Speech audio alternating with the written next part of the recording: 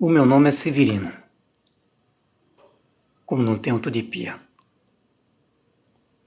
Como há muito Severino, que é Sandy Romaria, deram então de me chamar Severino de Maria. Como há muito Severino, com mãe chamada Maria, fiquei sendo Severino do finado Zacaria. Ah, mas isso diz é pouco. Há muitos na freguesia por conta de um coronel que se chamava Zacaria e que foi o mais antigo senhor dessa sesmaria. Como então dizer quem falo? Ora, Vossa Senhoria. Vejamos. Eu sou o Severino, de Maria, do Zacaria, lá da Serra da Costela, limites da Paraíba. Ah, mas isso ainda diz é pouco. Se pelo menos mais 5 havia, com o nome de Severino, filho de tantas Marias, mulheres de outros tantos já finados, Zacaria, morando na mesma terra magra e o sul em que eu vivia.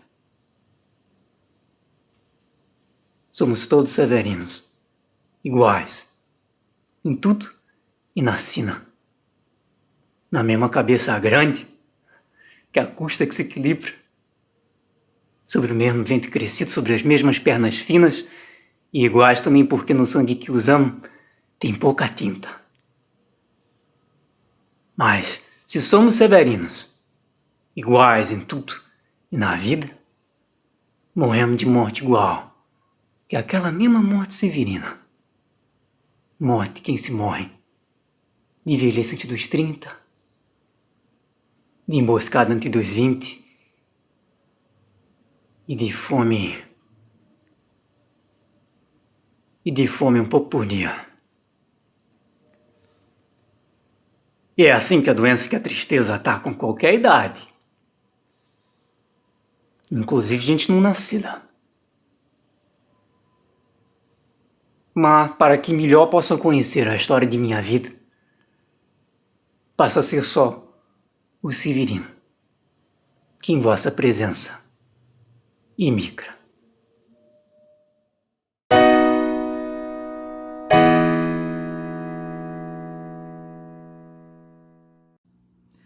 E aí, pessoal? Hoje começamos a aula diferente. Espero que vocês tenham gostado desta seleção que eu fiz, pensando na atividade que nós temos pela frente, a leitura dramatizada dos textos que nós selecionamos, depois de ter toda essa fundamentação teórica das 2 primeiras aulas. Começo a aula com este exemplo, justamente para que vocês possam ter ali uma nova exemplificação, uma referência de como fazer, de como construir. Na aula de hoje eu trago mais 2 exemplos para que vocês possam aí ter possibilidades, ter referências para o trabalho que vocês executarão. E aí eu começo perguntando: morte e vida severina teve o mesmo significado ou não? Foi sentida, percebida igual à leitura que vocês tinham? Ou a memória do livro alçou novos voos, novos significados com a leitura feita pelo ator? Eu gosto muito deste vídeo, ele é do canal Toda Poesia, eu deixo a descrição do link aqui. E eu sempre passo aos meus alunos do ensino médio quando eu trabalho esse tema, justamente para que eles percebam como que um texto literário, dependendo de quem o seleciona, da intencionalidade, da percepção, da análise, da descrição, retomando o que nós vimos na aula anterior, do texto feito, desta leitura, que parte dessa análise, dessa intencionalidade, que percebe este tom, este efeito pretendido pelo leitor, pode adquirir nuances diferentes, contextos diferentes, significados e principalmente pode tocar de maneiras diferentes, né? Eis a magia da literatura e a sua função nesta arte de representar a vida humana. É muito bonito, eu não sei se vocês perceberam como que a obra, ela alça, né? Ela sai das páginas do papel e a palavra é modalizada pela voz, tocada pelo silêncio, explicitada pelas pausas que ele faz, pelas expressões faciais, gestuais, pela dramatização e pela encenação que ele tem e ele concede ao texto, que ele se apropria, que ele recupera as partes e dá significância a determinadas frases, a determinadas palavras, como todo este fazer artístico, cênico, amplia, vivifica, experiencia essa ação de ler que sai das páginas e passa por todo o corpo. É uma experiência visual, mas é uma experiência auditiva e corpórea, né? Que traz aí uma play de significativas imensa e reforça aí a importância do texto literário. Então, diante deste início de aula, espero que vocês tenham aí uma nova referência para a atividade que vocês farão. E isso é um exemplo de boa leitura, de uma leitura dramática bem realizada, que vai despertar nesse público essa dramaturgia, esta encenação que toca, que amplia o olhar, que traz novas significações. Não só pela escolha do cenário, do figurino, da iluminação, do som, mas também por todos os elementos que compõem a cena, né? Esta encenação, esta representação feita pelo ator, que eu já ressaltei alguns pontos e provavelmente cada um que escutou e assistiu tenha percebido outros pontos, outros elementos interessantes.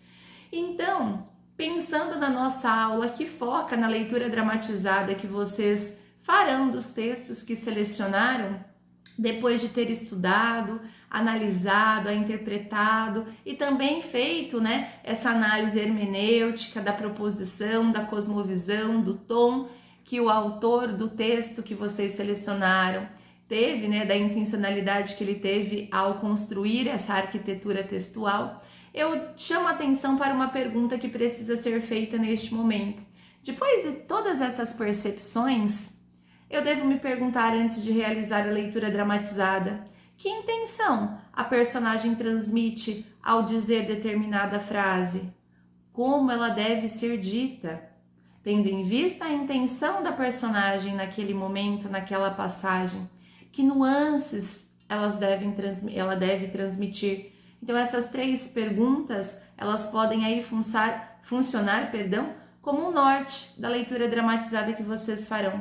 Que intenção a personagem teve ao dizer aquela frase, como ela deve ser dita e que nuances ela deve transmitir. Humberto Eco, né, a respeito da fruição do texto literário e da arte literária, ele vai dizer que a fruição que parte dessa leitura, dessa apropriação, desta recuperação dos sentidos do texto feito pelo autor, ela parte dessa apropriação dos sentidos, porque o texto literário aspira a essa fruição que gera uma reinterpretação. A fruição literária, então, ela confirma, segundo Humberto Eco, né, não apenas como um processo de assimilação de sentidos, mas de um modo especial ela é uma reinterpretação, ela é uma transcodificação, como nós vimos na primeira aula, que aspira e também gera uma nova obra, que oferece novas possibilidades, novas singularidades, que marca certos aspectos culturais, históricos, em que por levar em consideração esse contexto da qual o ator, a atriz está inserida para fazer essa reinterpretação. Então, o texto literário, nesse sentido, ele fornece um itinerário de leitura, um itinerário de fruição, que a cada escolha, a cada leitor, a cada ator, vai adquirir matizes e nuances diferentes, que vai ressaltar justamente essas singularidades, essas pluralidades de leitura e de interpretação deste texto. Pensando assim, o texto literário ele é um campo de possibilidades e cabe a vocês, como diz Michel de Certeau, fazer essa operação de caça às suas intencionalidades, às suas leituras, às suas percepções e a análise que vocês tiveram a partir da leitura feita. Michel de Certeau, né, a respeito dessa fruição do texto literário e do leitor como uma uma pessoa que é um viajante, que operacionaliza no texto essa caça por esse novo sentido, por essa nova possibilidade, ele diz que, longe de serem escritores, fundadores de um lugar próprio, herdeiros, né, dos servos de antigamente, os leitores, eles são viajantes. Eu gosto dessa metáfora que ele usa, né? Porque são viajantes os leitores? Porque eles circulam em terras alheias, são nômades caçando por conta própria através de campos que não escreveram, arrebatando esses bens.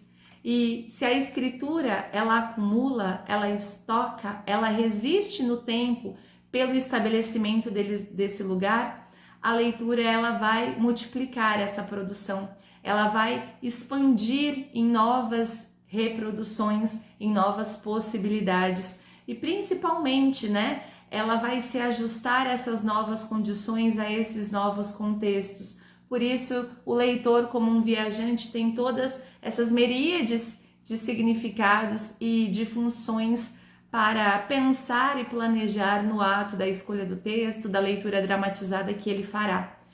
Sendo assim, pessoal, o ato de fruição, a leitura dramatizada, ela é possibilitada a partir dessa mobilização de esquemas mentais constituídos e de amplo conjunto de recursos formais. Nós já vimos isso nas aulas anteriores, né? Chamei bastante a atenção de vocês para esses esquemas mentais e como a mobilização deles na leitura, na descrição, na análise do texto, para justamente apreender esses pontos, esse espírito do texto, como a Linda Hutton diz, né?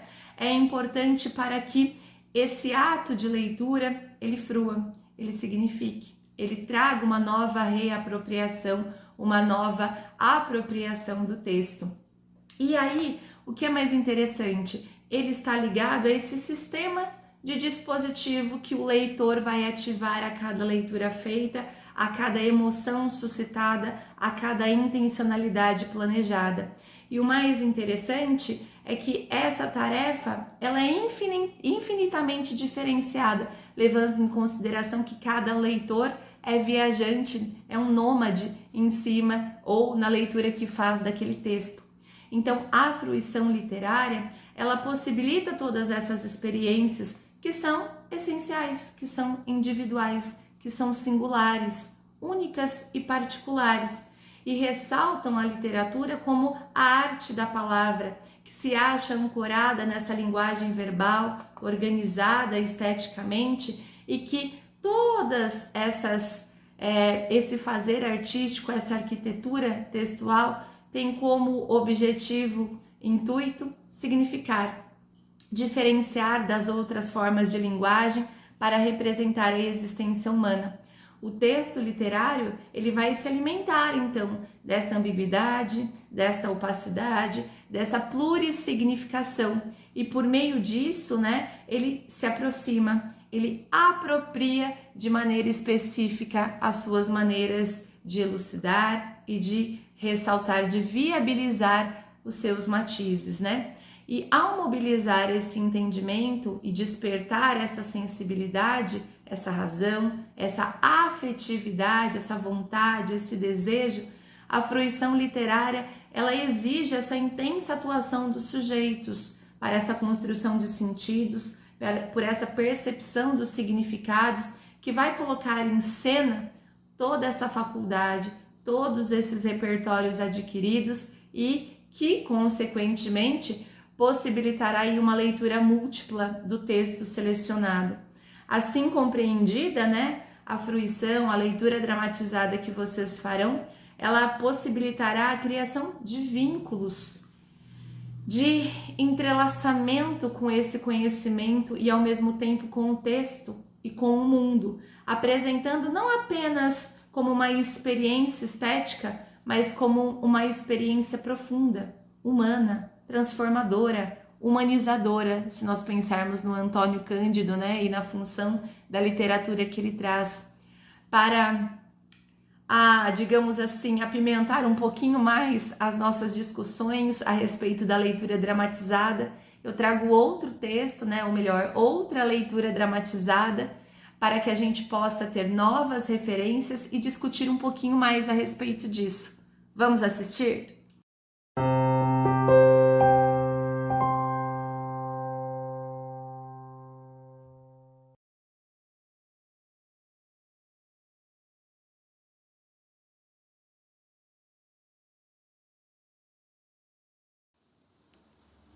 Preso à minha classe e algumas roupas, vou de branco pela rua cinzenta.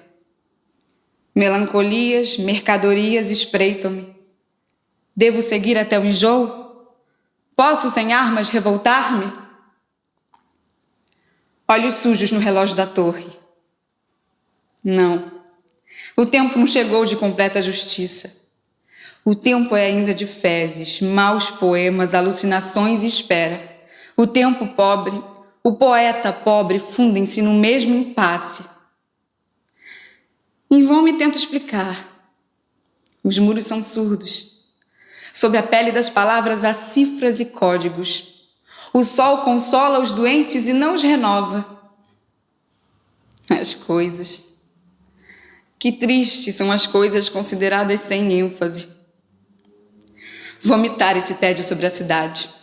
40 anos e nenhum problema resolvido, sequer colocado, nenhuma carta escrita, nem recebida. Todos os homens voltam para casa.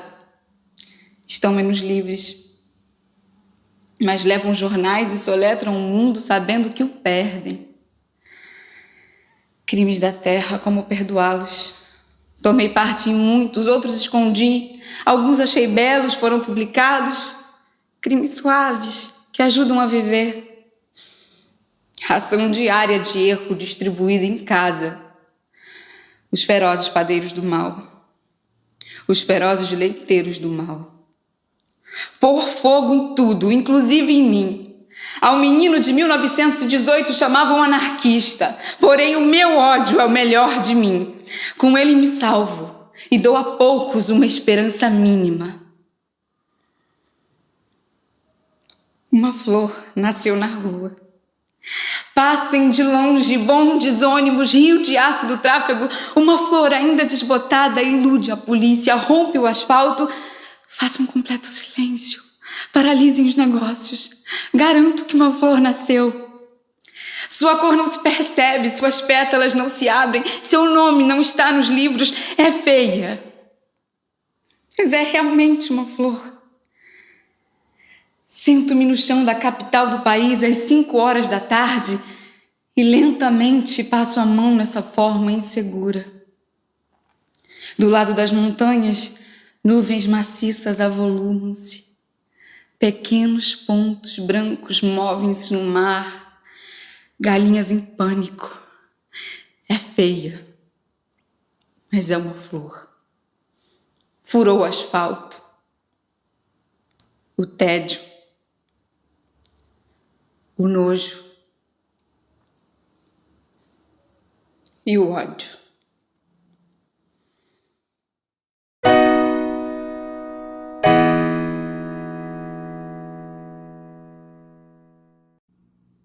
Linda, né? Emocionante, tocante. Adoro este poema do Carlos Drummond de Andrade.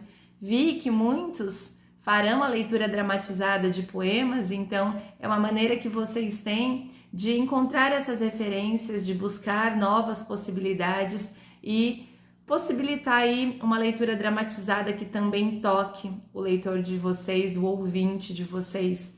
É interessante perceber como a leitura dramatizada feita, né, pela atriz, ela experimenta um contato muito mais ativo, muito mais afetivo, muito mais humano com o texto, que traduz nas palavras, no corpo, nas expressões, esses significados contidos na palavra escrita do poema.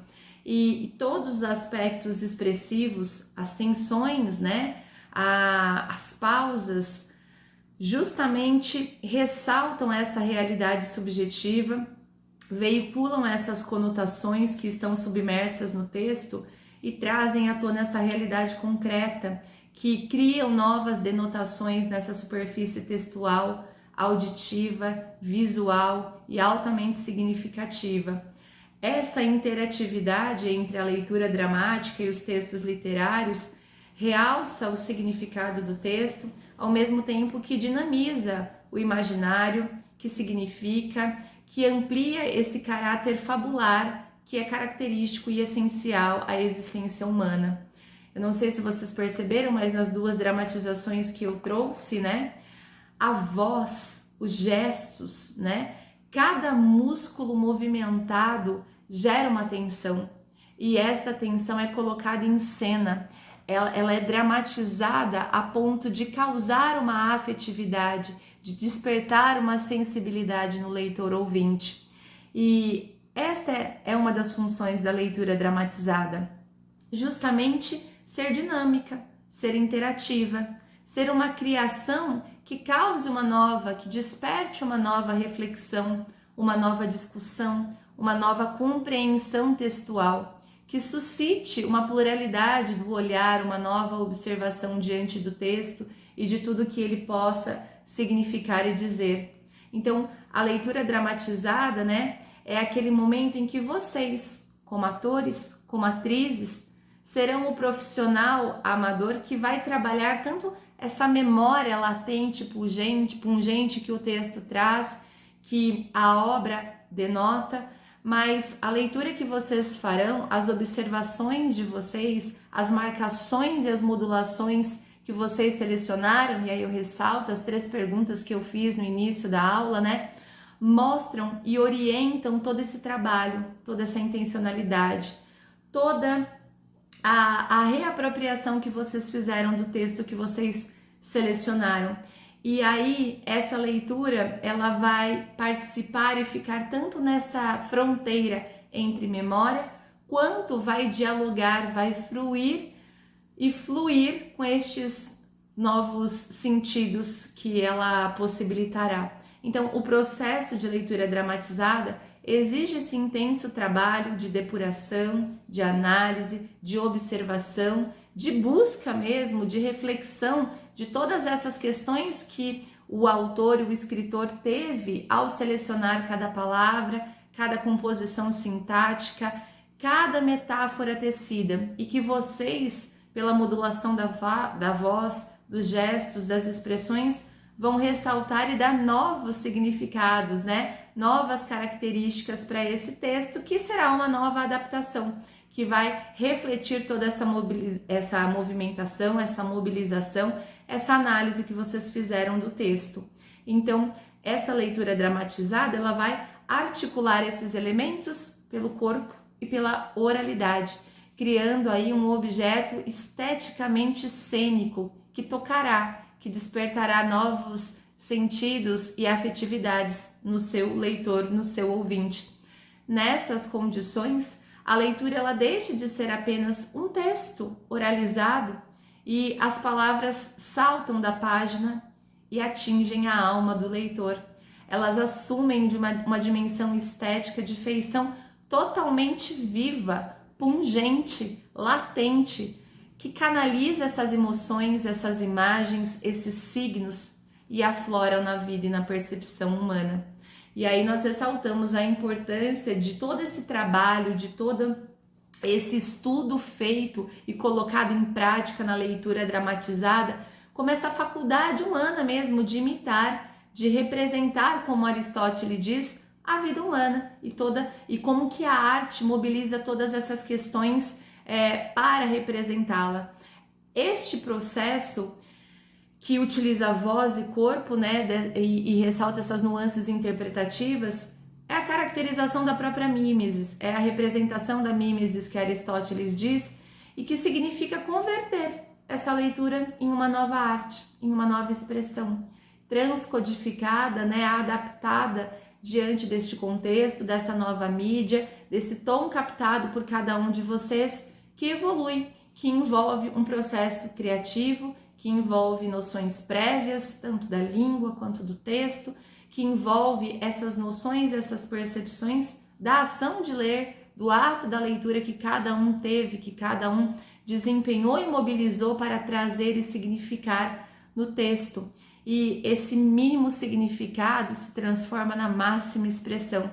E é nessas condições que a leitura torna-se interativa e substancialmente rica em suas novas funcionalidades, em suas novas características. Nesse jogo da leitura dramática, vocês, como atores, diretores, e atrizes, terão a oportunidade de exercitar essa liberdade criadora, essa experimentação literária, essa interpretação e reinterpretação textual, o desempenho oral de vocês, a desenvoltura corporal no ato da leitura que farão. E nesse palco que mostrarão todas essas características, avivarão esse imaginário coletivo, encarnarão uma nova possibilidade por meio da voz, do gesto, da expressão facial, do olhar, das emoções, da fantasia e de todo o arcabouço que vocês mobilizarão para transmitir esse texto, esse espírito captado por vocês diante do contexto e da mídia selecionada. Então, nesse jogo dramático, é importante que vocês tenham em mente todas essas questões. E para terminar o nosso encontro, a nossa terceira aula, eu chamo a atenção e termino a aula com um dos textos dramatizados, uma das leituras dramatizadas da Alciene Ribeiro, feita pelos alunos da graduação, juntamente com o professor Hauer e a Luciene, para que vocês tenham uma nova referência e também que funcione de convite para que vocês acessem o canal do Grupo de Pesquisa Literatura e Vida, assistam os outros vídeos e tirem inspirações, tirem novas percepções de como vocês podem conduzir a leitura dramatizada que vocês farão. Eu encerro por aqui com uma nova leitura, com uma nova interpretação e apropriação enriquecedora, cheia de detalhes, cheia de apropriação significativa. Uma boa semana e até a próxima aula.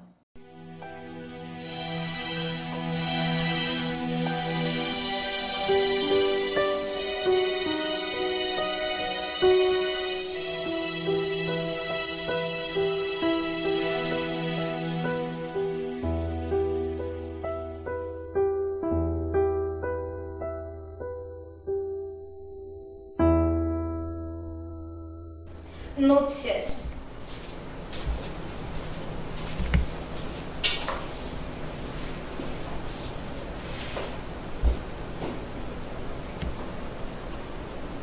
Ela existe intacta atrás da vidraça no topo da escada.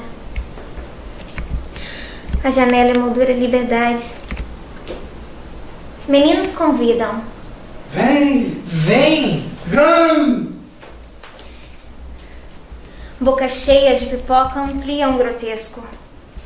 Um branquelo careca, o outro gordo pichain, o último dentuço, escovinha. O espaço se abre ao voo e aquieta diante dos garotos. Tateiam pernas, coxas, tudo. Não! Não! Atropelo. Rastro de pipoca e véu de noiva na rua deserta.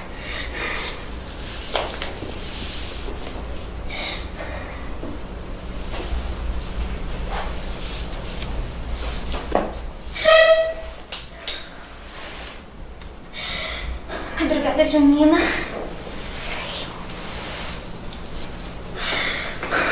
O bruxilei agônico da fogueira. Uma fêmea! Ai, ilumina.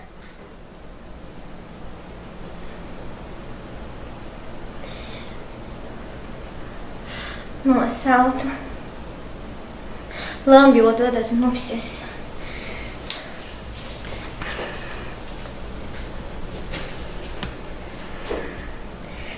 E ela se entrega em remissão das entranhas violadas.